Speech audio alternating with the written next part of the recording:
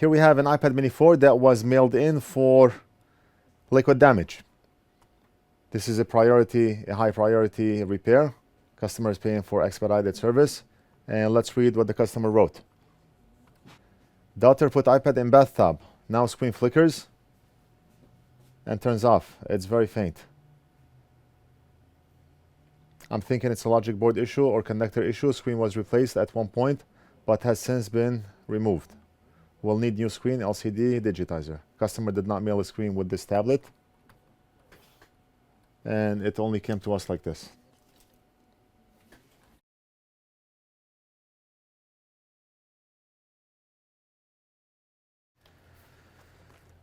Let's take a look at the motherboard and see where liquid hit on this iPad mini 4. We're going to start by inspecting the FEC connectors where the screen plugs in. And we do see signs of liquid damage here. And we do see a burnt component here. This is most likely the backlight filter. And yes, it's the backlight filter. Blown. That's as far as I can tell. And I do not know if we have a missing component here or not.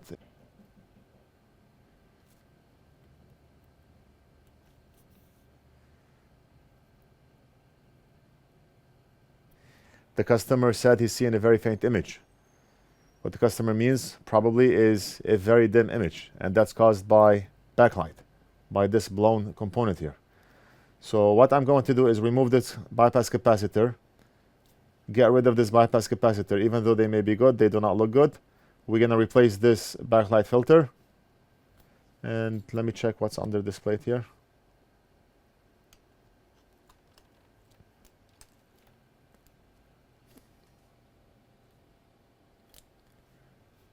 Looks clean, no signs of liquid. So it looks like liquid only came in contact with the top FEC connector area of the board. Yeah, I mean, we do not see any signs of liquid anywhere on the board. We should be able to get this fixed. So we can start by removing this component.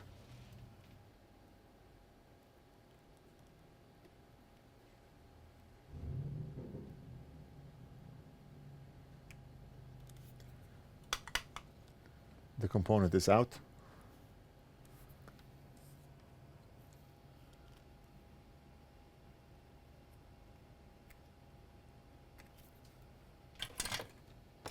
This one is going to be a little bit hard to get to, but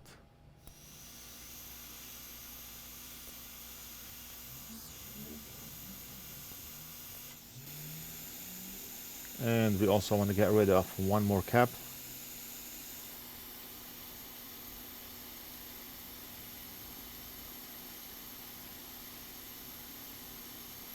This one here, I may keep it. Let's go ahead and measure it. Make sure it's not short into ground. Meter in diode mode, red probe on ground, and 0.5 voltage drop. Perfect, it's good. The cap is good.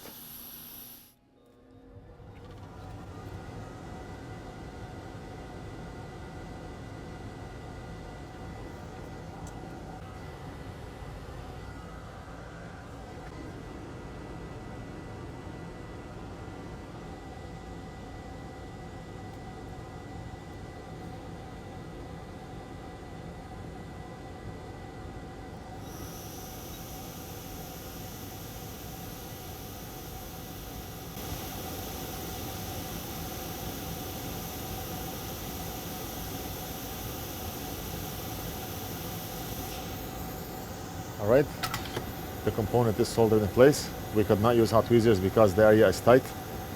Usually I do not like to use hot air next to FEC connectors, but I'm very comfortable working around FEC connectors and I know when to pull off.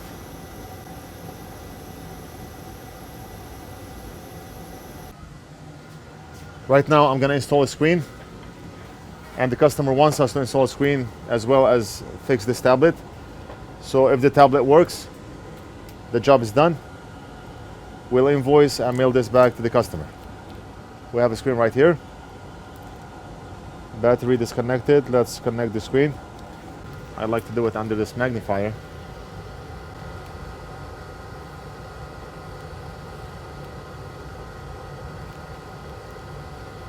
And connect the battery. And let's see, assuming everything else is good, the tablet should turn on.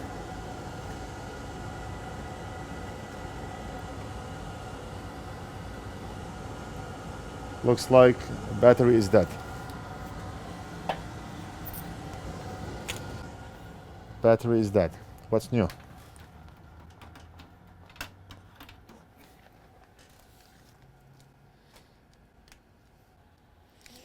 Okay, and battery logo. Battery logo. So there's a 99.9% chance this tablet is fixed. We just have to wait for the battery to charge, and I'll be back.